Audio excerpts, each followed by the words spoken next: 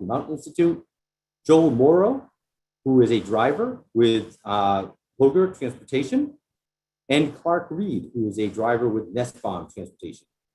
I'm your host for today. I'm keeping track of time and moving things along. Michael Berube. I'm the Acting Deputy Assistant Secretary for Sustainable Transportation.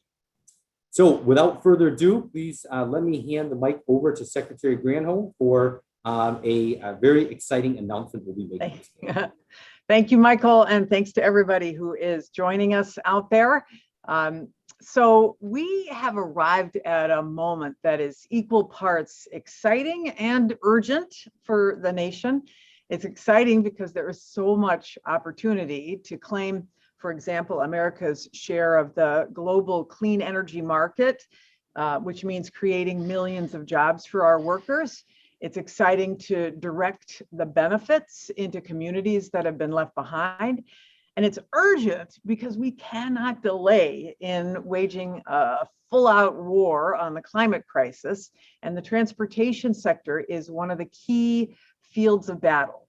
So the transportation sector is responsible for our largest share of greenhouse gas emissions. And to reach our goal of net zero carbon economy by 2050, then we absolutely have to figure out a way to drive those emissions down. And today we have two funding opportunities that are focused on the two biggest sources of emissions in the transportation sector, which is freight and passenger vehicles. So before being energy secretary, I was the governor of Michigan. So I know a little bit about how important cars and trucks are to our economy. So let's take heavy trucks. We move 73% of domestic freight, about $10.8 trillion worth of value in shipments on these big rigs. And all told, they support about 3 million jobs between production and operation. And if you look at passenger vehicles, well, put aside sales and manufacture, just think about how many of us rely on cars to get to and from work every day, and think how many cars will be back on the road as soon as we take more control over COVID.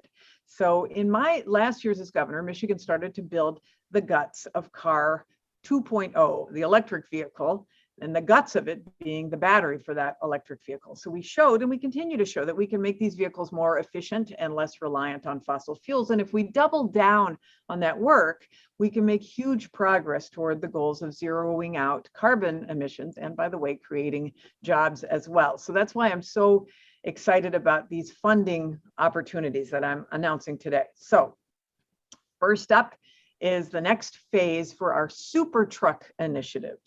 So since 2009, DOE has worked with truck makers that cover virtually all of the US market to drastically boost freight efficiency for semis.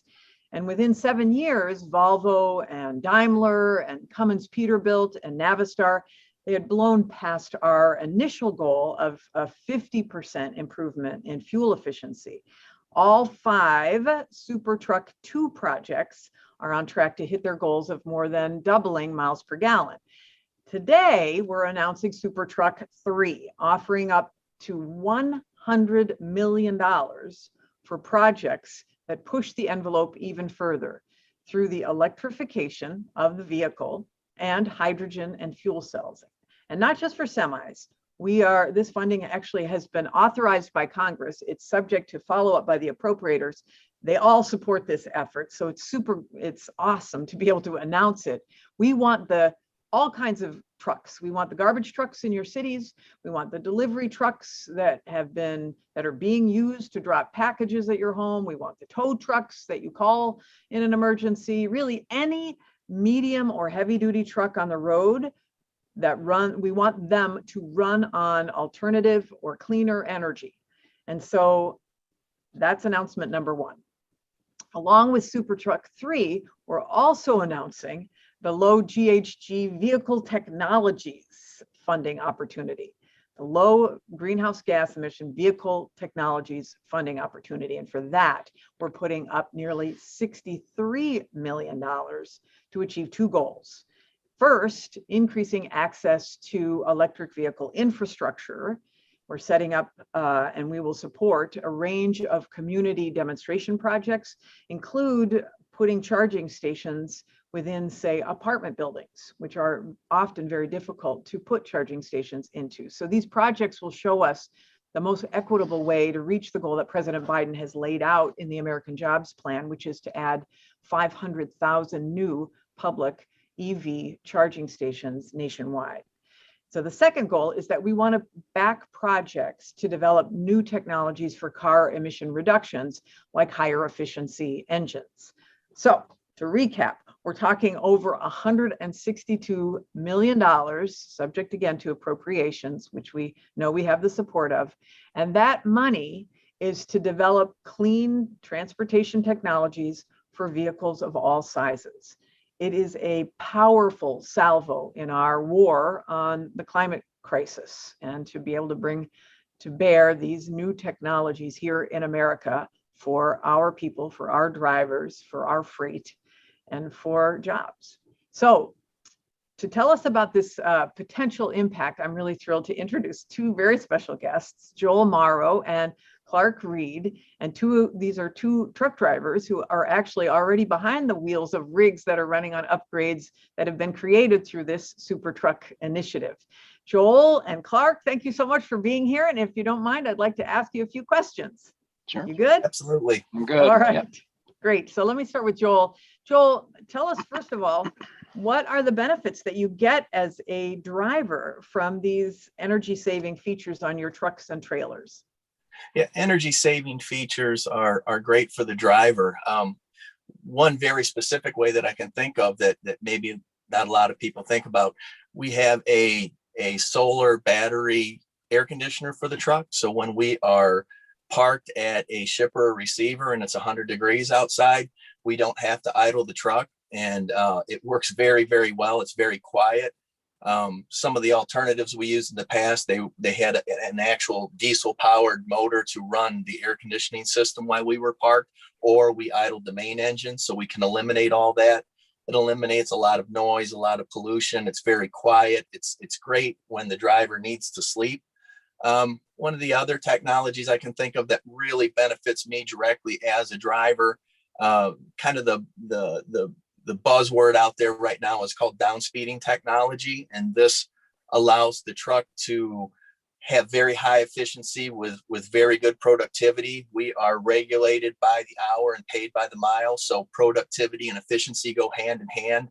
And in the past, that marriage was never there. And today, because of programs like SuperTruck, now we're really starting to see the productivity and the efficiency kind of walk hand in hand. And that's a great thing for the driver.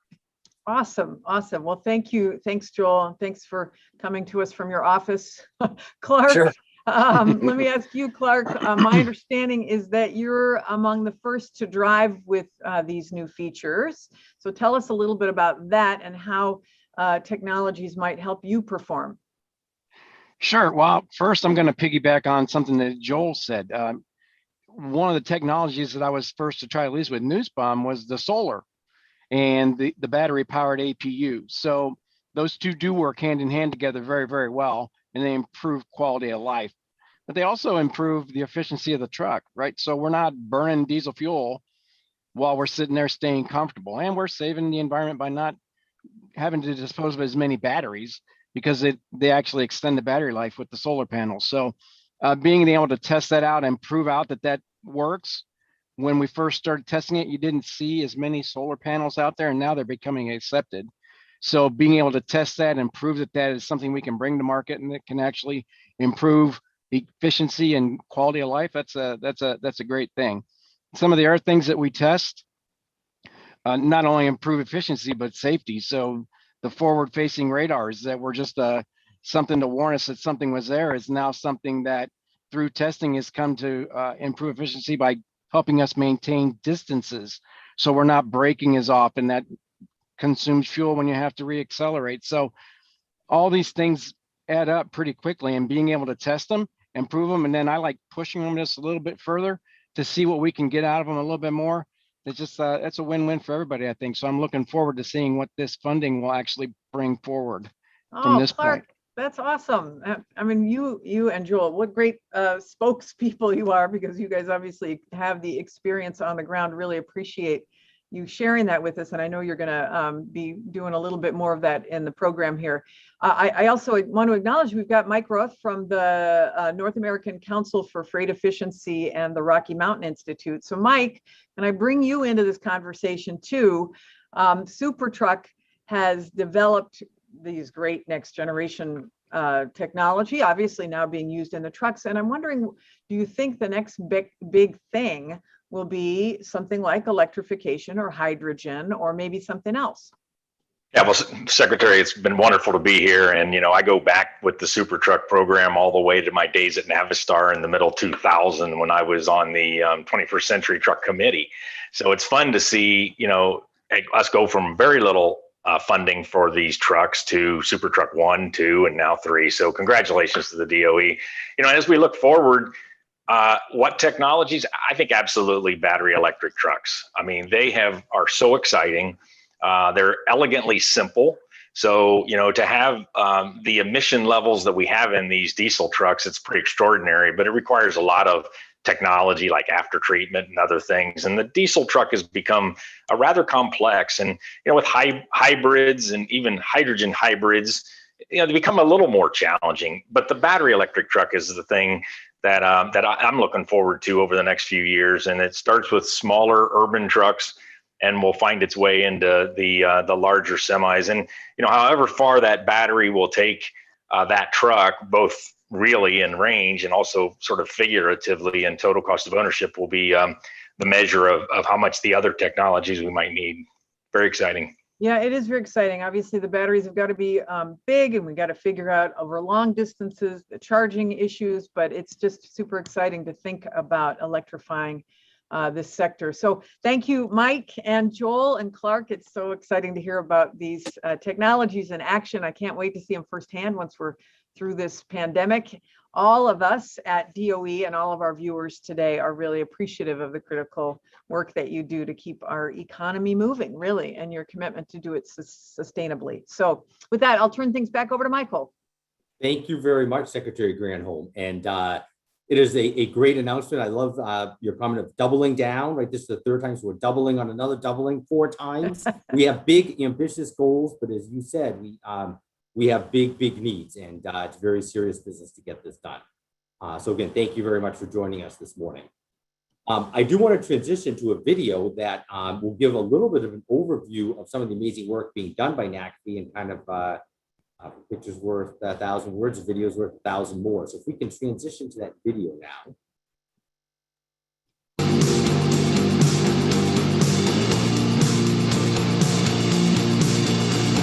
NACFE's Run On Less series is a place for the best of the best to demonstrate what they're doing around high efficiency. One fleet executive shared that Run On Less has become a way for the trucking industry to tell our own story about burning less fuel, saving money, and emissions. By 2016, the NACFE team had studied over 80 technologies for improving freight efficiency, and we began to wonder, what is the best efficiency out there? If fleets operated most of the technologies using their best truck drivers. That created the Run On Less series by NACFE and RMI. And how cool has it been? With 2 runs so far, held in 2017 and 2019, 17 trucks and drivers have covered over 100,000 miles, nearly 200 truck days of operation, and literally tens of millions of lines of data have been created. 75 videos have been produced and over 70,000 page views on runonless.com, and on and on. In summary, Run On Less is a real-world demonstration with actionable data and industry discussions. Real freight, real routes, real trucks and drivers. It includes data from the trucks, storytelling via videos with drivers, fleets, truck builders, and others, and each run is a year-long effort culminating in significant learnings via a detailed report. Now in 2021, the Run On Less series becomes electric. Here, the best of the best early pioneers in zero-emission trucking will be on display. With 13 fleets and truck builders who are deploying all-electric trucks in North America right now.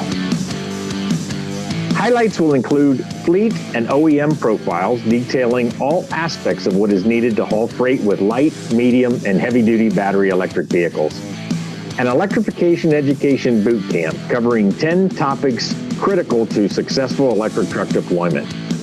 Real-world data will be presented on a live dashboard during the 3 weeks of operation.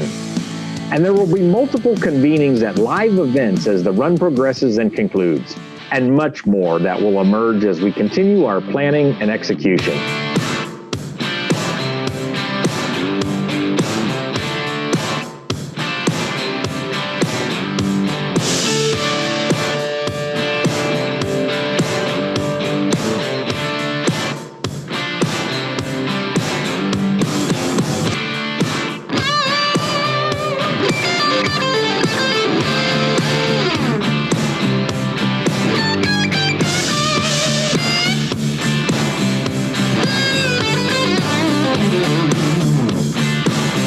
Involved today in NACFE's next Run on Less. This one will truly be electric.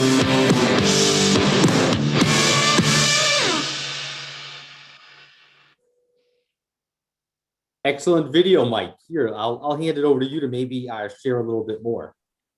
Yeah, there won't be quite the fun music in the background for the next little bit here, but thank you, Michael. And it is really exciting to be here and talk through this DOE SuperTruck announcement, and really the both of these FOAs, because it's going to take a lot to progress electric vehicles across both passenger cars, buses, trucks, medium and heavy, and so forth. So this is truly an interesting time, and it's funny because some watching might ask, well, why NACFE along here at the DOE SuperTruck? But, kind of the SuperTruck programs and this Run on Less effort of NACFE and RMI were kind of unintentionally linked.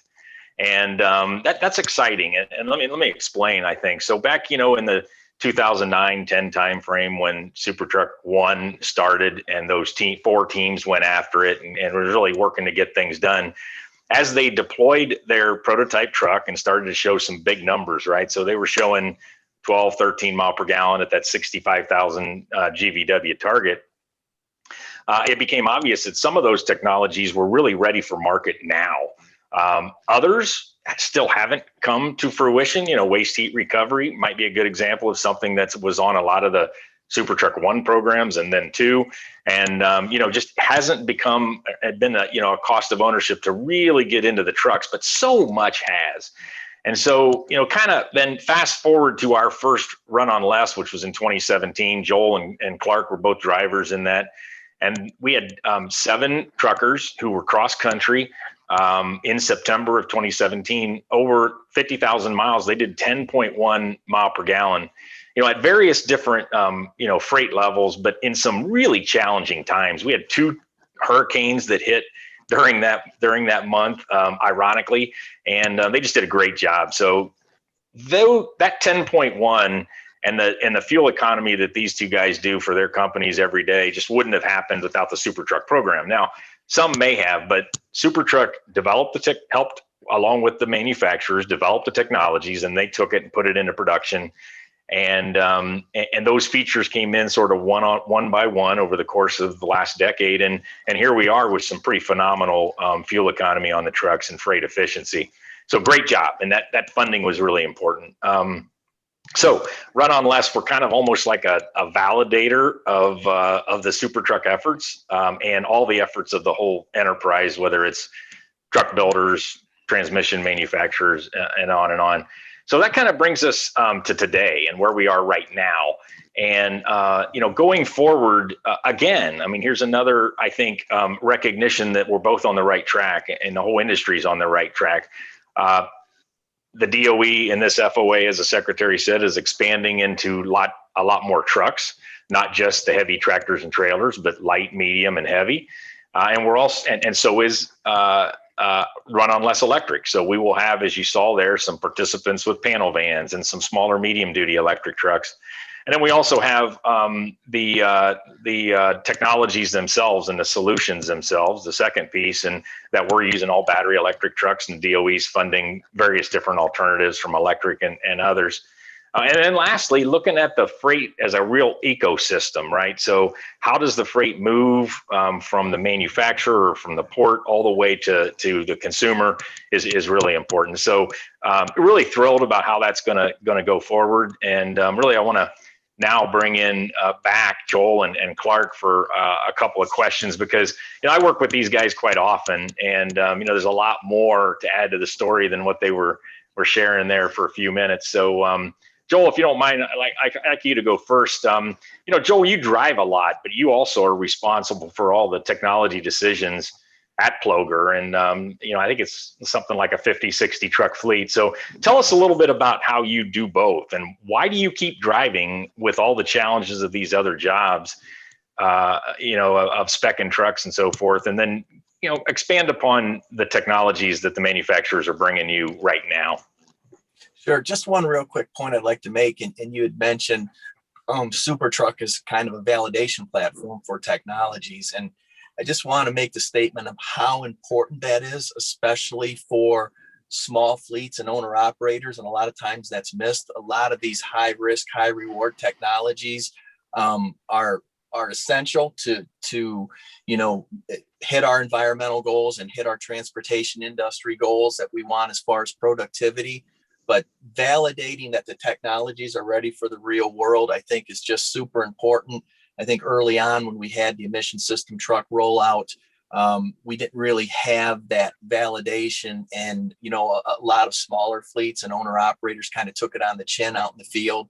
And I just want to say how important it is for programs like SuperTruck and organizations like NACFE to validate technologies before they go out into the world. So we've got some confidence once we get them out here that they're ready for the real world, and that we're not going to have to kind of back engineer things.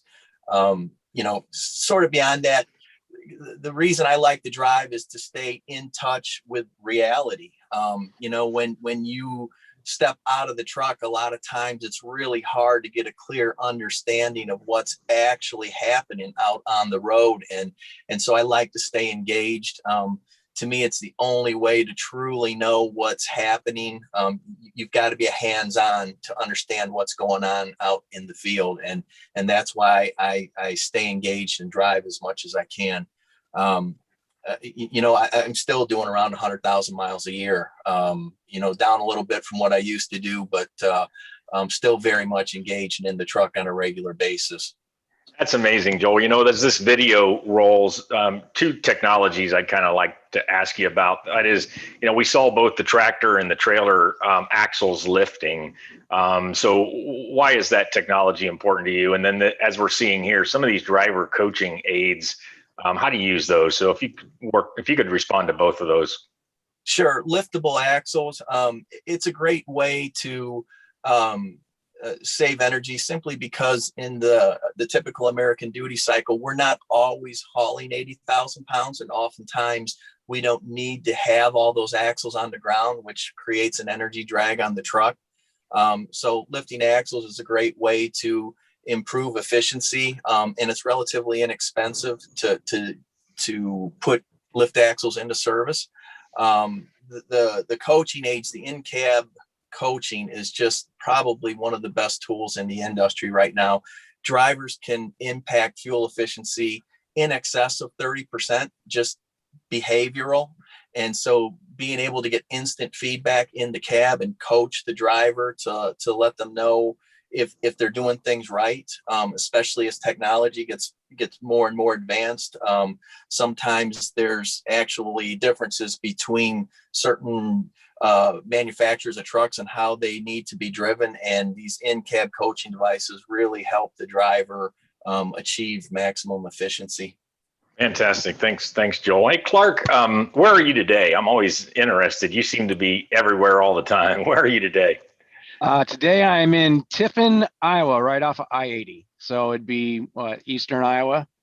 Yeah, very good. So, Nussbaum has maybe 350 tractors, if I remember. So, but kind of small, but clearly a fleet that wants to be on the leading edge here. So, I know you got a new truck recently, and I'm guessing it has some more of the technologies on the truck. You don't have to go into big details, but tell us about how it is moving from an older truck to a new one. Or is there a lot of change? I think with SuperTruck and other things, you're probably seeing a lot of new stuff come your way. How do you deal with it? Well, there's a learning curve, definitely. The trucks, the new technology, you have to relearn it all the time, and learn what it can do, like I had said before. And like, so the truck I'm in now has a new engine, new transmission. The whole drivetrain is new. So the shift points are different. The engine is different, how it operates and how it wants to operate. Like Joel said, from manufacturer to manufacturer, there are differences in the equipment. So you have to learn how to drive that truck, and you have to learn where it's going to do its best. So that's what we do when we're testing out this new technology. Is we work it out. We make sure it's feasible. And some of the stuff that new truck does just really astounds me. And I like to say either it's working perfectly or it's not working at all, because some of the stuff that it does is seamless. You don't notice it. And other things you do notice. So paying attention to what it's doing, what it's telling you, that's key to all of it, I think, Mike. Yeah, very good. And so, as you look back at the technologies that have come, what would be some of your hopes from SuperTruck 3? I mean, obviously, you probably aren't going to be driving a light duty or medium duty cargo van. You're going to stay in the big semis, heavy duty tractors. But when you look forward at some of the really transformational stuff, I mean, maybe in your career you'll still have a hydrogen fuel cell truck in your future, Clark. So what do you want the manufacturers and the DOE to do now to better prepare us for that later? Well, that's a pretty good question. I look forward to seeing what they come out with, but past that, I always like seeing where that technology that they just come out with, where it goes in 5 or 10 years. So we spoke earlier about the solar panels. You never ever saw them on a truck, and now they're becoming accepted, and the benefits that brings on just increases and increases and increases. So I'd like to see them focus on the little things that can turn into big things, right? So solar panels now might turn into a bigger thing, especially with the electric, finding a way to adopt those together. Maybe I'm not quite sure, but I'm looking forward to seeing the advancements and then how those progress a long time, and not just in the big trucks, but in the little trucks too. And if you look at the way they've advanced now, this big truck I'm driving now gets better fuel economy than a lot of the straight trucks did just 10 years ago. So I'm just looking forward to seeing these efficiencies increase and driver comfort increase along with it, because that goes hand in hand. Yeah, great. So my last question for you before I turn it back over, there's like 3.5 million truck drivers across all these segments of, garbage and long haul and pickup and delivery, et cetera. And it's been great having both of you guys on this, but you're kind of those that really pay attention to efficiency or something. What's your message to other truck drivers out there, or the fleets and the whole network around, doing better with respect to burning less fuel? Well, the biggest thing I tell a lot of people this is learn how to manage your technologies. You can just get in the truck and drive it, or you can get in the truck and manage it and drive it. So all these technologies on the truck, like the adaptive cruise and the lane keep assist and all that stuff, you can complain about it, or you can actually learn to use it to your advantage, to save fuel, to keep yourself safer, to keep the environment cleaner. All those things work hand in hand. So learn how to manage that truck. Just don't drive it, learn it. That's great. Probably the best advice I can give. Very good advice, Clark. And thank you, Joel. And back to you, Michael. Well, thanks, Mike, Joel, and Clark for the comments and insight. And Mike, just a quick question. When you talk about electrification, I know sometimes there's confusion about electrification, battery electrification, hydrogen fuel cells. Just could you clarify that for folks a little? Well, yeah, I can. And, these trucks have been diesel for forever, right? And we're entering a time where there are a lot of solutions available, from natural gas to even renewable natural gas, renewable biodiesels, hybrids, and all kinds of things. So, there will be a lot of choices for manufacturers and the fleets going forward. But, at the end of the day, we think that, battery electric and hydrogen fuel cell as they continue to be developed and we figure out all of how they're going to operate, will be the predominant ones as we enter into that, and necessary ones as we enter into the 2040, 2050, carbon-free transportation that the Secretary talked about earlier. So, battery electric trucks, hydrogen fuel cell is using the hydrogen fuel cell to extend an electric truck and have those batteries be much smaller and get longer range. So, we'll just see how much of the market is ultimately uses battery electric and hydrogen fuel cell. But we expect over the next decades that'll be the two big solutions for trucks. Excellent. Well, we'd like to take some Q&A, and I'd like to hand it over to Assistant Secretary Speakes-Backman to get us started with that. Thanks, Michael. Hey guys, how's it going? This Good. has been a pretty cool day so far, and it's not even noon here on the East Coast. Joel, I just wanted to say I really appreciated your point about field validation that we're doing here in this SuperTruck, especially for the small and medium-sized companies. It's really awesome to hear that what we're doing is kind of taking the risk out for companies for whom that might be a make or break. So just really appreciated that feedback. And to both of you, Joel and Clark, I also really appreciate your approach to being hands-on and engaged in this. I think part of why we do these funding opportunities like SuperTruck is really to make sure we're getting out in the field and see what works practically, like making sure that making sure that we take in that feedback, because it's key to making sure that we bring others along with us in this transformation to burn less fuel. So I just wanted to start off just by saying thank you so much for the work you're doing and for joining us here today. I had a couple of questions for you. The first one, of course, because we just made this announcement, I'm so excited about. Just wanted to hear your reactions to today's announcement. Like, do you think this is going to get around? You think we're going to get some traction on this? I personally think so, especially, out in the real world, when you're down at the grassroots level with the owner operators and the small fleets that make up the majority of trucks on the road. The validation that we spoke of is so critically important. Very early on when we rolled out emissions, a lot of small companies took it on the chin. It put some companies out of business. So validation, using SuperTruck as a validation platform is just absolutely critically important.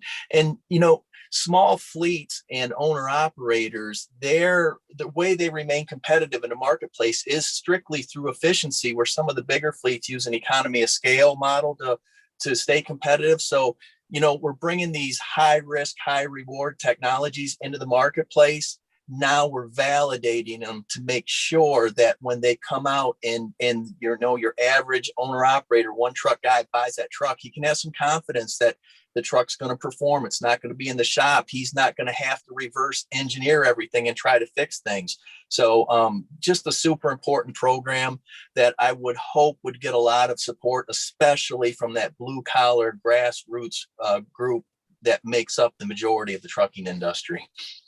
Cool. Clark? I agree. As usual, Joel's a smart guy. I agree with him on that. Getting this stuff out in the field and making sure it works so that when it does come up to scale, like he says, the average owner operator that's got one or two trucks can go, I know this technology is going to work. It's going to save me money. It's going to save the environment. All that stuff's important. So knowing that this moving forward, this technology is proven and it's viable, I think that's important for not just big fleets. It's important for the little guy, especially because his money's tight. He's got to watch it. So yeah, I appreciate it. Yeah, I mean, you were talking a little bit earlier about the solar APUs and like how that started taking on and like really becoming a trend, and you're seeing more and more of those in the field these days. I'm wondering, like, especially with COVID the last year, we've been, seeing a change in freight movement, like more shorter trips and hub and spoke kind of systems. I'm wondering if you guys have thoughts on what kind of new opportunities we should be paying attention to for SuperTruck 4. And what do you think this presents in terms of trucking opportunities for improved energy use? Can I try to take that, Kelly? First of all, SuperTruck 3 has been on the street for what, 35 minutes or 45 minutes, and you're already talking about 4. So good job there. Well done. I think absolutely we're seeing a change in goods movement to smaller trucks, to more dedicated routes. We've studied it, and so has a lot of good projects that have been funded out of the DOE have looked at it. So, I get frustrated sometimes when people say trucking and they think only heavy duty tractor trailers. There's a lot more to our goods movement, all the way down through medium duty to panel vans and vans, and technologies around connectivity and automation and other things are really helping to move to hub and spoke and shorter runs. And we actually have this challenge of e-commerce that sort of exploded with the pandemic. So all of that's, a critical reality of the industry, sometimes missed. Sometimes we just keep focusing on, we need to focus on the heavy tractor trailers, but that was particularly inspiring when I read what was coming with SuperTruck 3 to be more holistic, and that approach was really a good thing and very important as we move through the next 5 years, I think. Just to kind of add on to what Mike's saying, shorter runs with heavy duty diesel engines represent some fuel efficiency challenges. They're just not as efficient in stop and go environments. And this is where electric vehicles really shine, and why it's so critical to get infrastructure built out to really help facilitate the move to the hub and spoke. The long distance stuff is probably going to be diesel for quite a while yet, I'm guessing, but that short regional operation, local P&D type stuff, it should absolutely be electric. We just need the infrastructure build out to make that happen. Yeah, I agree. I think the NACFE talks about the messy middle, where we transition from mostly diesel to more of the electric vehicles, and I think that being able to fund some of these things that make that messy middle a little less messy is probably a good thing. So I agree. I think this will be a good thing for all of us. I'm stealing that statement, Clark, the messy middle. Oh, you need to give NACFE that credit. Mike Roeth, I think he came up with that. Yeah, wow. That's awesome. We're really excited about this transition, as you could hear in the secretary's remarks, and I'm thrilled. Like, I know we're trying to move towards electrification for certain applications, but there is going to be a messy middle, and we need to work on that. I think how we make that transition and still make progress at the same time. So Kelly, and how this infrastructure, is really the next big thing for electric, actually both passenger cars and trucks. We're getting the trucks, we're getting the cars coming, we're figuring out where they need to be put in place. But how, and maybe it's in the FOAs, but how's the DOE going to help with that infrastructure piece, in parallel to the equipment being matured? Yeah. Well, we definitely want to make sure we're deploying the needed infrastructure all over the country to benefit all of America, not just specific states. And so in one of the FOAs we announced today, the low greenhouse gas vehicle FOA, we have a topic specifically focused on EV charging. Again, it may not be appropriate yet for the heavy duty, but we want to start that infrastructure planning right away. So we're hoping to work with communities, like directly with the communities, both through this funding opportunity, as well as like through other things that we do, like the Clean Cities Coalition Network, to ramp up our EV infrastructure deployment. You're gonna hear a lot from this administration and from Department of Energy, especially about deployment.